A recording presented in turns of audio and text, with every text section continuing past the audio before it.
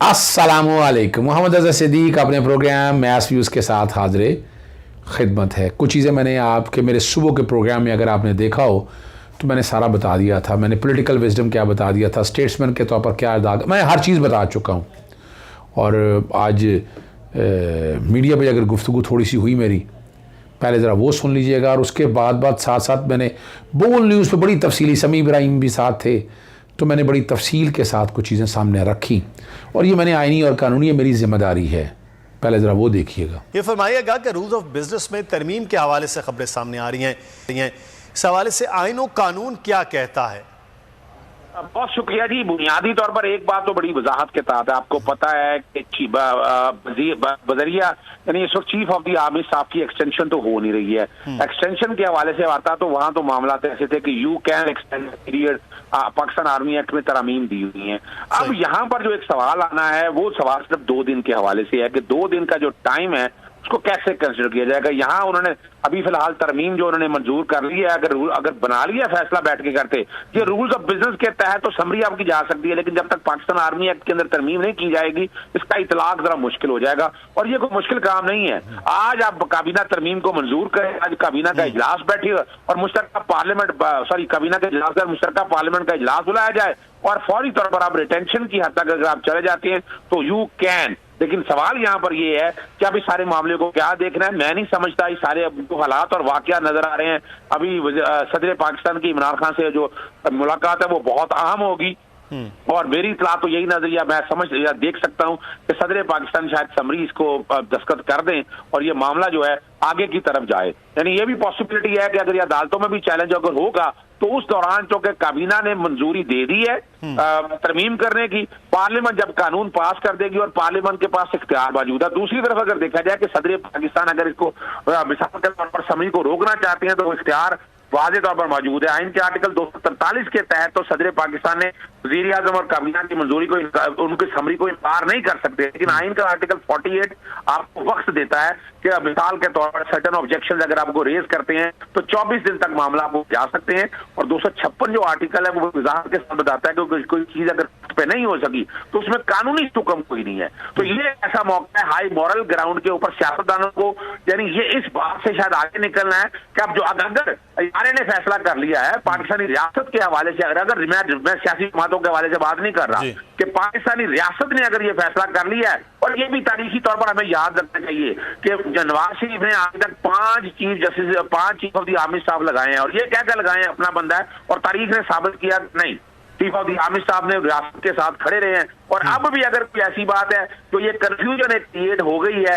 मेरा ख्याल है इस कंट्रोवर्सी से आगे निकलना चाहिए, चीजों को आगे लेके जाना चाहिए और ये इस तरह का क्यास और ये अनार्की बन रही है ना, इससे अवॉइड करना चाहिए। कानून में भी बहरहाल स्टुकम मौजूद है, वो आपके सामने मैंने बता दी है। और अगर ये इतने बड़े ताल पर बैठे हैं हुकूमत के अंदर, ये सारा कुछ बहुत पहले नहीं सोचना चाहिए था। तो बैठ कर आप सोच रहे हैं तो ये सारी कंट्रोवर्सीज आप पहले कर सकते थे। लेकिन आप लोग यानी वजह ये क्या है कि ये सियासी जमातें जो 113 सियासी जमातें बैठी हैं, क्या वो भी सारे पाकिस्तानी निजाम के साथ सिंसियर हैं? अगर सिंसियर थी तो सारे मामले में उन्हें चाहिए था कि इमरान खान साहब को भी ऑन बोर्ड लेते, जो पाकिस्तान की सबसे बड़ी सियासी जमात है, और इकट्ठे बैठकर ये सारे मिल बैठकर इसको फैसला करते, बजाय ये कंट्रोवर्सी जनरेट करने के हवाले साथ। और उम्मीद है कि आज इमरान खान साहब जो सदर पाकिस्तान से मिलेंगे। ठीक है आज़ाद साहब, ये जो कानूनी मामलात के हवाले से आपने बताया है, आप हमारे साथ जी आपने मेरा नुक्ता नज़र आप लोगों के सामने बड़ी वजाहत के साथ आ गया।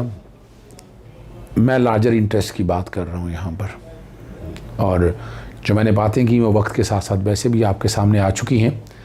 ये ऐसी पोस्ट है जिस पर कोई कंट्रोवर्सी नहीं होनी चाहिए। General Asim Munir is a seasoned officer, और उम्मीद है कोई ऐसा जो इंप्रेशन जो अच्छा आया था जनरल कमर जावेद भाई साहब के दौर में वो अब नहीं आएगा नज़र आपको। मैं नहीं समझता वो नज़र आएगा। और ये जिस लेवल पे भी बात है वो अपनी जगह पर इशू है, लेकिन अगर चीज़ें आगे लेके जानी है तो कहीं ना कहीं आना है। और मैं सम अप करते मैंने तरीक़ाकार भी आपको बता दिया, मैं दोबारा बता देता हूँ। Retirement date 27 November, appointment as a chief of army staff 27 November, जो कि 27 नवंबर तक है। एक हाल तो मैंने ये बता दिया था, मैं खुद टीवी चैनल्स पे बात करते हुए मैंने ये कहा कि वो 2 दिन पहले भी रिटायरमेंट हो सकती है, यानी इस कंट्रोवर्सी को ख़त्म करने के हवाले से। दूसरा ये है कि आर्मी एक्ट में तब्दीली जो काबीना पास कर दे 27 से पहले पहले, क्या देर लगती है भाई। इलेक्शन एक्ट आपको contempt of court act people's party के दौर में एक ही दिन में पास हुआ था, नेशनल असेंबली से, सेनेट से एक दिन पास हुआ और उस एक ही दिन में बाकायदा सदर ने नोटिफाई भी कर दिया था। तो यहाँ भी पार्लियामेंट का मुश्तरका इजलास बुलाएं, पार्लियामेंट इस बात को देख के जो ये तरामीम नहीं रहनी चाहिए, मैं इसे इतफाक़ नहीं करता। कल खुदा न खास्ता चैलेंज होगी तो कोर्टों को फिर तशरीह करनी पड़ जाती, कोर्टों फिर कॉम्प्रोमाइज़ पे या नज़रिया ज़रूरत पे नहीं चलती हैं। और इसलिए मैंने ये भी कहा था कि सदर पाकिस्तान असम्बली को नहीं रोकेंगे। मैंने ये भी बात आपको कहा था, मेरे पास खबर नहीं है, मैं पॉलिटिकल विजडम के हवाले से मैं बात कर रहा हूँ। और आपको याद होगा मेरा ट्विटर बैकग्राउंड पे चल रहा है, मैंने तो वैसे काफ़ी दिन पहले कह दिया था, लेकिन कल मैंने बाकायदा दोनों ही नाम जो है वो ट्वीट के ज़रिए बता दिए थे, आपको बता भी दिए थे, मैं प्रोग्राम में भी बता दिए थे। इस पे राना यासिर साहब एक्सप्रेस ट्रिब्यून के दोस्त हैं हमारे, और उन्होंने बताया कि मैं वाकई ये आज से नहीं कह रहा, मैं समझने काफ़ी दिनों से ये बात मैं कर रहा हूँ कि कौन कौन मुतवक्को या कौन कौन एक्सपेक्टेड हैं जो chief of the army staff और joint chief of staff committee बन सकते हैं, वो भी आपके सामने, और वही बात सारी सामने हुई है। और सारी चीज़ें अच्छी हैं, बेहतर हो रही हैं और बेहतरी की तरफ जाएंगी। आगे चलते हैं आपको लेकर। बड़ा हमेशा आपको याद है लाहौर हाई कोर्ट ने कह दिया था कि हमजा शरीफ को और बाकी कई केसेस में कि आप गिरफ्तारी से पहले आगाह करेंगे, ज़मानत कबल गिरफ्तारी। इसका नुकसान पीटीआई को होगा, या अपनी जगह अलहदा बात है। नैब की दरख्वास्त की समाअत है, गिरफ्तारी और गिरफ्तारी थे कि कबल मुलज़म को आगाह करने की कोई शर्त नहीं है, ये सुप्रीम कोर्ट ने कहा, और ख़िलाफ़ कानून है। 10 दिन कबल गिरफ़्तार करने का अदालती नज़ीर के तौर पर इस्तेमाल बन गया, आप कह सकते हैं। गैर मौसर होने की बुनियाद पर केस निपटा दिया है, जस्टिस जाजुल हसन की सरबराही में 3 रुकनी बेंच ने किया, ठीक है ना जी। ये यानी इसको अदालती नज़ीर के तौर पर ये भी क्लैरिटी के साथ पर बता दिया, जो कि गैर मौसर ज़रूरत नहीं पड़ी है इसकी, 3 रुकनी बेंच ने की है। साफ़ पानी, रमज़ान शुगर और आमदन से ज़्यादा सासिया केस में गिरफ्तारी से कबल आगाह कर, ये आपको ये लोग ये कहते हैं कि ये दोहरा इंसाफ है, ये जो भी आप कहें, मैं इसको क्या कहूँगा। सुप्रीम कोर्ट में सहाफ़ियों को हरासा करने का केस बड़ा अहम था, तमाम सिक्योरिटी और कानून के पासदारी करने का हुक्म दे दिया। किसी का कोई क्रिमिनल कार्रवाई चल रही है, एडिशनल अटॉर्नी जनरल बता रही है, ये वो बयान दे रहे हैं। साफ़ी के केस में सिविल सोसाइटी की तरफ से एक और दरख्वास्त भी दाखिल की है, ये वकील ने बताया। दरख्वास्त ये है कि हक़ आज़ादी का तहफ़्फ़ुज़ इलेक्ट्रॉनिक मीडिया पर भी हासिल, वही सोशल मीडिया पर भी हो। इस पर जैसे ज़्यादा वक्त की कमी के बाद हम देख नहीं सकते हैं, गैर समाअत मुलतवी कर दिया। 3 रुकनी बेंच के सामने ये मामला गया था सुप्रीम कोर्ट में। और मामला जो है, चले मैं इसमें तौहीन अदालत की इसमें जो है ना, जो जवाब वगैरह जमा कराएं अभी नहीं, मैं सुबह के वक्त गुफ्तगू करूँगा। यहाँ मैं आपको ले चलता हूँ जो बीनेश फरीदी वाला प्रोहिबिटेड फंडिंग वाला मामला है, मैं उस पर आपसे बात कर लेता हूँ। और इस पर मैंने जो मीडिया से गुफ्तगू की है, जो मैंने केस सारा सामने रख दी है। यानी प्रोहिबिटेड फंडिंग में एक कामयाबी तो अल्लाह ताला का शुक्र हमने ले ली थी कि वो नॉट पाकिस्तानी की हद तक तो मामला इलीगल डिक्लेयर हो गया था।